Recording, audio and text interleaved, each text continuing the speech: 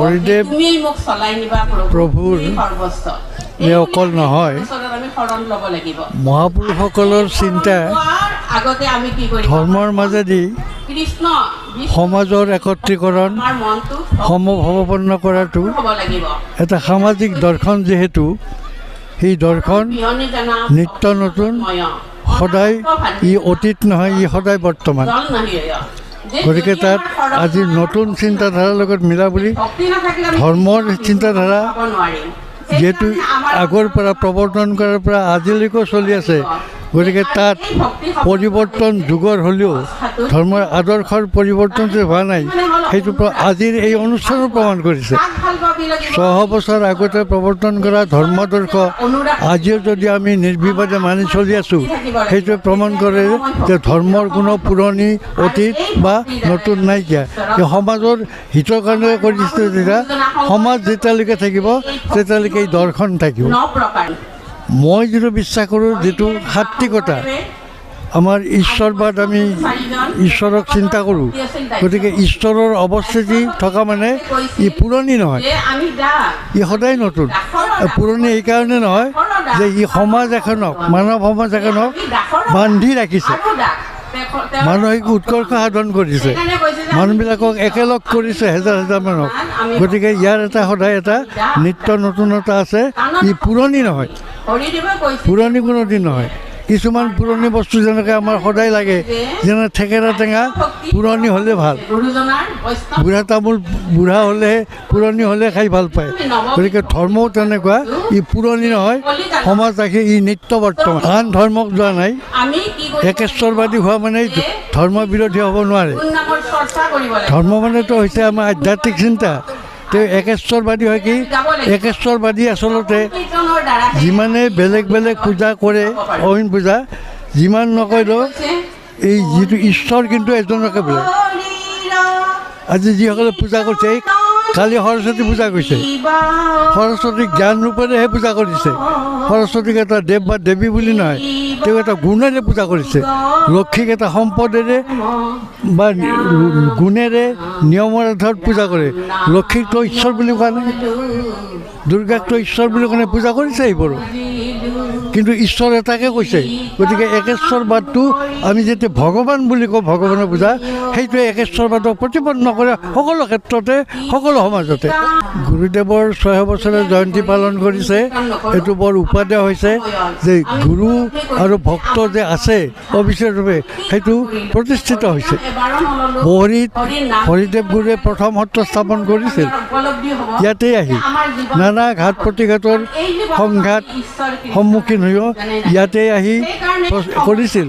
গতিকে ইয়াতে 600 বছৰীয়া জন্মোৎসৱ পালন কৰাটো এইটো এই ঠাইখনৰ হৰিদেৱৰ প্ৰতি বা একেশ্বৰবাদ যিটো আমাৰ ধৰ্ম, বিষ্ণুৰ প্ৰতি বা কৃষ্ণই কওক, তেওঁৰ প্ৰতি প্ৰতিষ্ঠিত কৰাৰ এইটো প্ৰমাণ এখন দলিল হৈছে।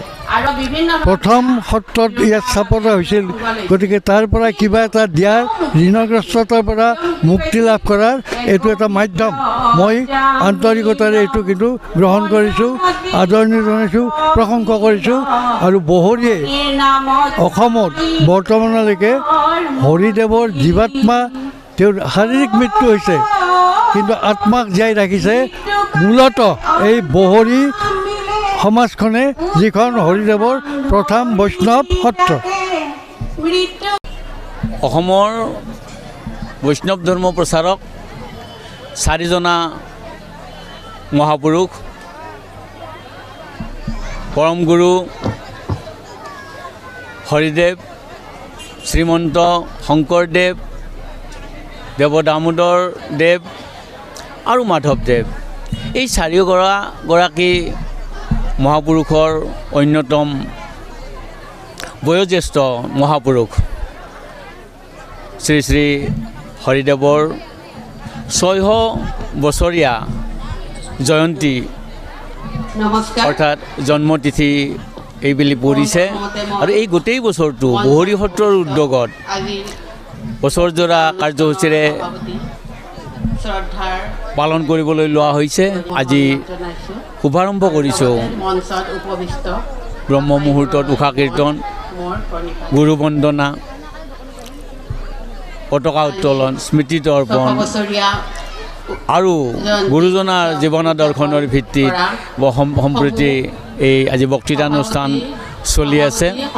যেহেতু আমাৰ গুৰুজনাই তেখেতৰ জ্যেষ্ঠ কন্যা আই ভুৱনেশ্বৰী দেৱীক মানেৰী সত্ৰৰ সত্ৰাধিকাৰ পাতি থৈ গৈছিল, গতিকে আমি এইগৰাকী মানে মাতৃৰ নামতেই বহৰীত ইতিমধ্যে গঠন কৰা আই ভুৱনেশ্বৰী মহিলা সমিতিৰ উদ্যোগত আমি এখনি মহিলা অভিৱৰ্তন আয়োজন কৰিছোঁ। আৰু যুৱকসকলৰ বাবেও আধ্যাত্মিক চৰ্চা চিন্তা বিকশিত কৰাৰ অৰ্থে আমি যুৱ অভিৱৰ্তনৰ আয়োজন কৰিছোঁ আৰু গ্ৰন্থৰ প্ৰকাশৰ বিপুল এটা আয়োজন কৰিছোঁ। পঞ্চদশ শতিকাৰ আজি বিশ্বৰ ক'তো তেনেকুৱা এটা নজিৰ কোনো ক্ষেত্ৰতেই নজিৰ পাবলৈ নাই, কিন্তু গুৰুজনাই মহিলাসকলক আই মাতৃসকলক ইমান উৎসাহনত মানে দি থৈ গৈছে আৰু সেইবাবেই আমাৰ বহৰী সত্ৰতো সত্ৰাধিকাৰ পাতি থৈ গৈছে, ইমান এটা গুৰু দায়িত্ব দিছে যে এই কথাটোৱেও প্ৰমাণ কৰে যে আমাৰ গুৰুজনাই মহাপুৰুষ শ্ৰী শ্ৰী হৰিদেৱে নাৰীক কিমান উৎসাহনত বহাইছিল বা মৰ্যাদা কৰিছিল। আজি যিটো কথা কোৱা হৈছে যে নাৰী সবলীকৰণ, আমাৰ চৰকাৰৰ দিনত নাৰী সবলীকৰণৰ কথা কোৱা হৈছে, কিন্তু পঞ্চদশ শতিকাতে আমাৰ গুৰুজনাই হৰিগুৰুৱে নাৰী সবলীকৰণৰ কাৰণে এইটো এটা মানে উদ্যোগ লৈছিল। গতিকে ই ইতিহাসত ই এটা বিশ্ব ইতিহাসতে ই এটা বিৰল ঘটনাৰূপে আমি মানে অনুভৱ কৰোঁ।